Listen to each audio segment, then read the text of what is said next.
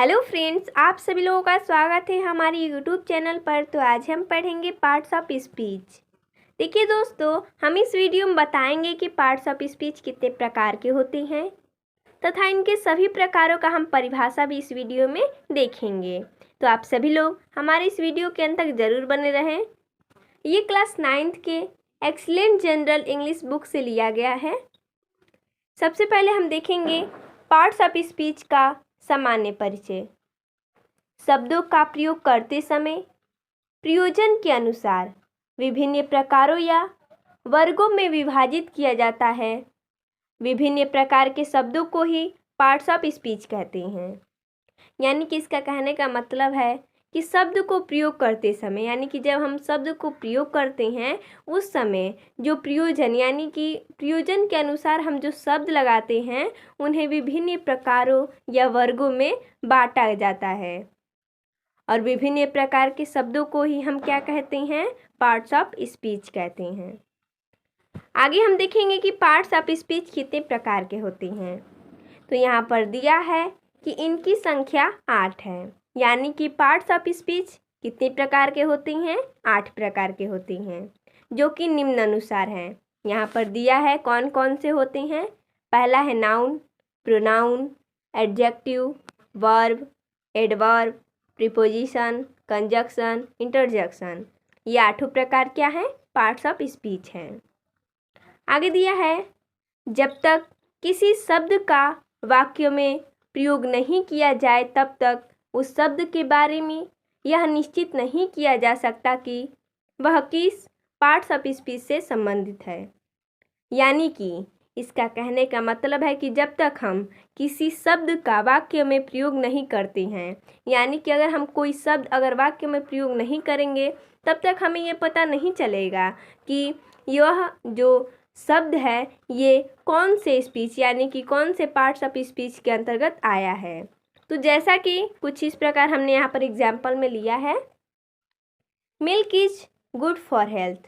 यहाँ पर जो मिल्क है वो क्या है? नाउन है।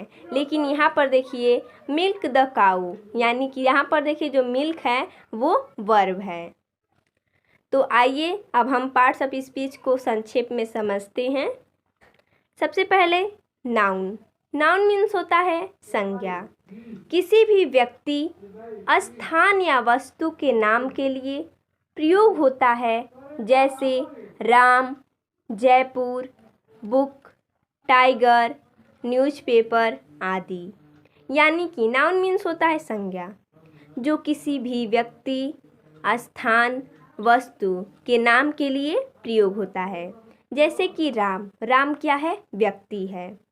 और हम इससे भी समझते हैं राम व्यक्ति है, जयपुर क्या है? स्थान का नाम है, बुक वस्तु है, टाइगर ये सब क्या है? संज्ञा के अंतर्गत आते हैं।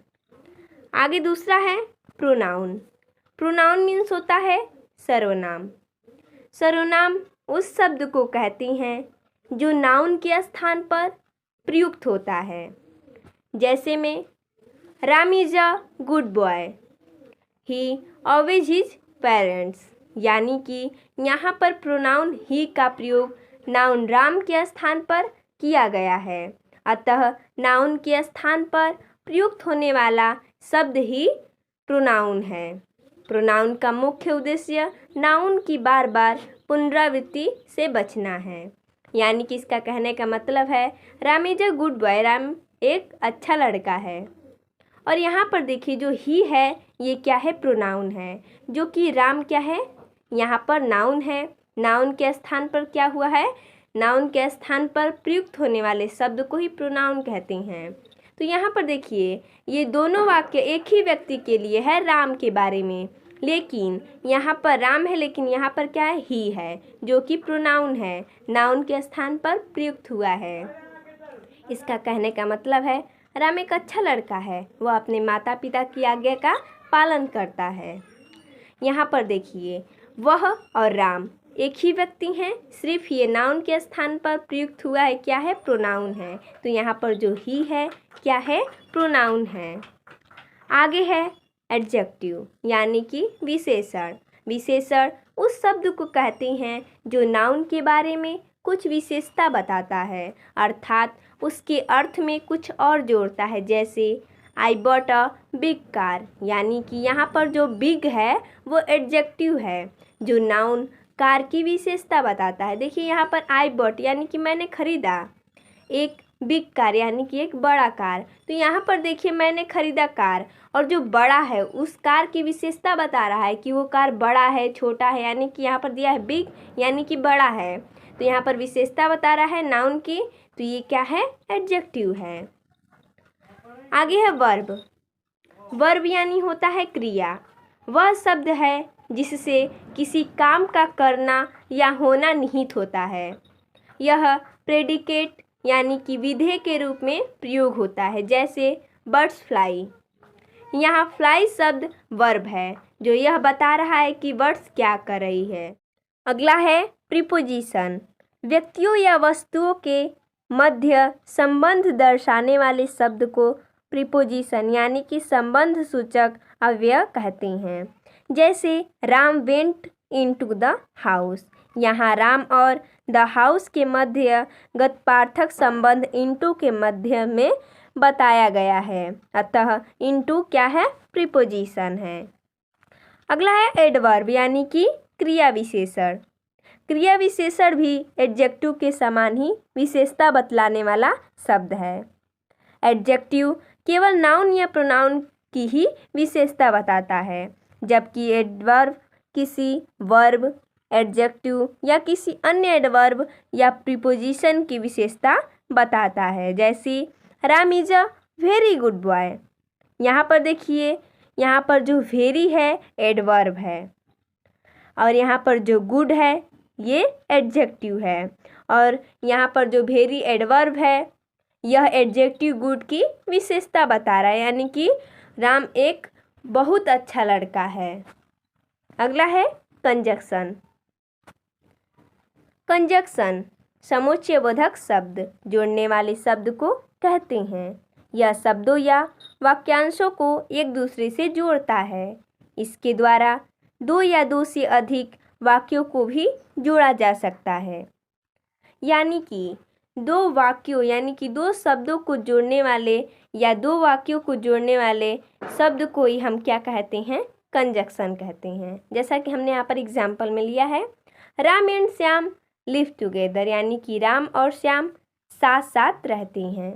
यहाँ पर देखिए राम और श्याम इन दोनों शब्दों को जोड़ रहा है एंड, यानी कि और। यहाँ पर जो एंड है ये क्या है, कंजक्शन है, दो शब्दों को जोड़ रहा है। उसी प्रकार Radha is singing and Meera is dancing, यानी कि राधा गा रही है और मीरा डांस कर रही है, यानी कि नाच रही है।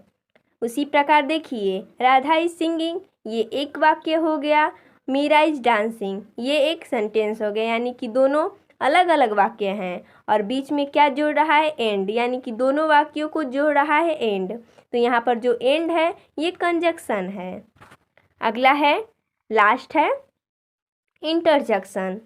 इंटरजेक्शन मीन्स होता है विस्मयबोधक अव्यय, यानी कि वे शब्द हैं जो हर्ष, शोक, प्रसन्नता, क्रोध, खींच, विस्मय, भय आदि भाव को दर्शाती हैं। जैसे alas the bird has died.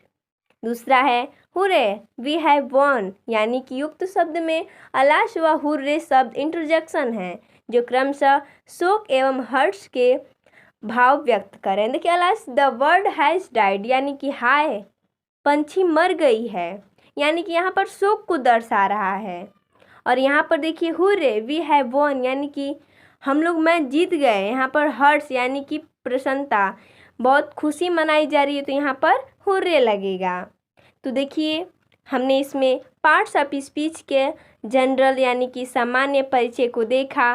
तो अगली वीडियो में हम इसके आगे का बनाएंगे। धन्यवाद।